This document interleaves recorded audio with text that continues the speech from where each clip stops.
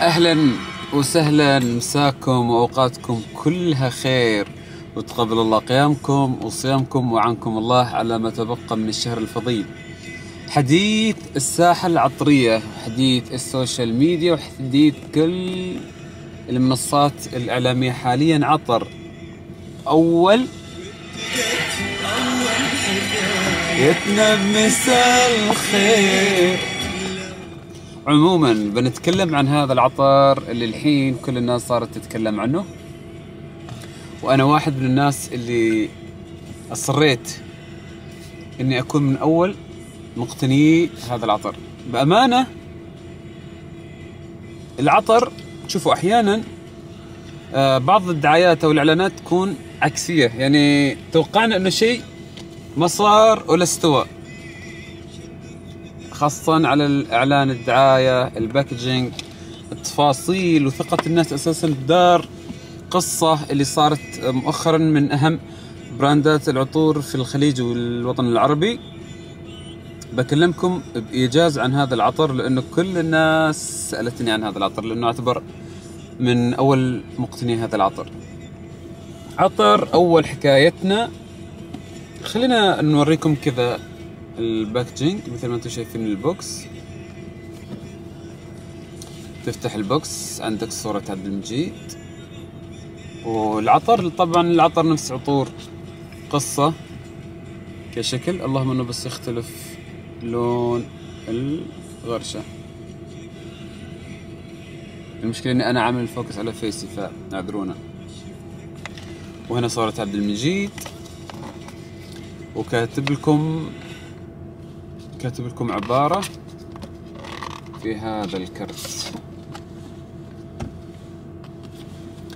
تقول: أول حكايتنا ومع نسائم الربيع التي كانت تكسو مساء ما، وصدفة تخللتها زخم من المشاعر، وألف كلمة وكلمة كسر حاجز الصمت، وابتدأت أول حكايتنا بمساء الخير.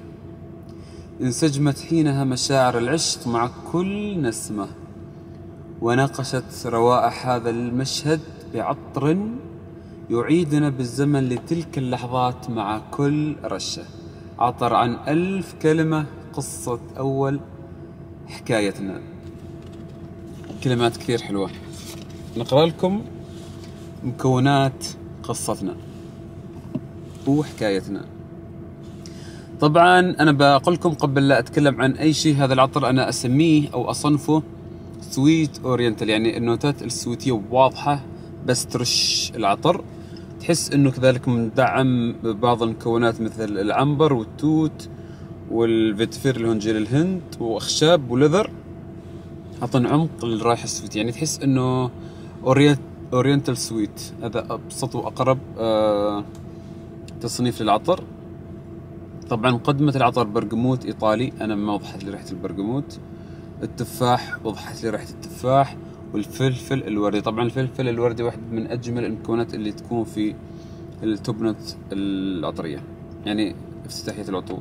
أما الهارد نوت، توت، عنبر أبيض، زهرة الليلي. طبعا الهارد تحس إنه واضح أكثر من التوب نوت. قاعدة عطر مكونة من لذر، نجيل الهند اللي هو الفيتفير، وأخشاب.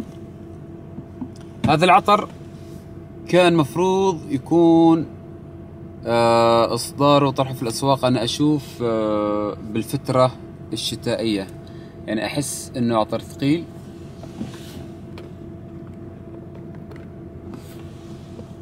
يعني أحس إنه العطر ثقيل،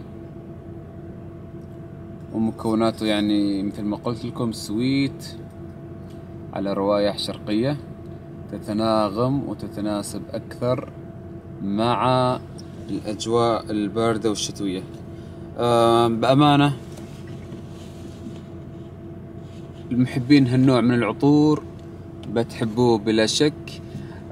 عطر جميل، عطر أداؤه قوي كعادة عطور قصة، ثبات فوحان جدا جدا جدا عالي. بأمانة ريحة العطر مو كثير غريبة، يعني مو من العطور اللي لما تشمها تحس ما في عطور تشبه لها، لا حسيت انه في كثير عطور تشبه هذا العطر، وحسيت انه ريحة العطر كثير مألوفة.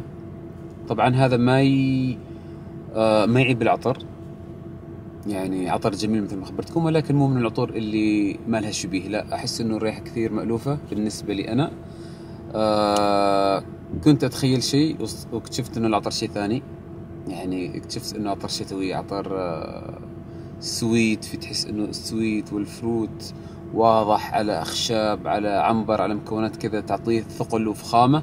عطر جميل رائع بامانة، يثبت يفوح، الباكج كثير راقي، سعره ممتاز، يكفي انه يحمل اسم عبد المجيد وقصة حكايتنا ومساء الخير وباكج كذا مثل ما انتم شايفين، راقي وجميل.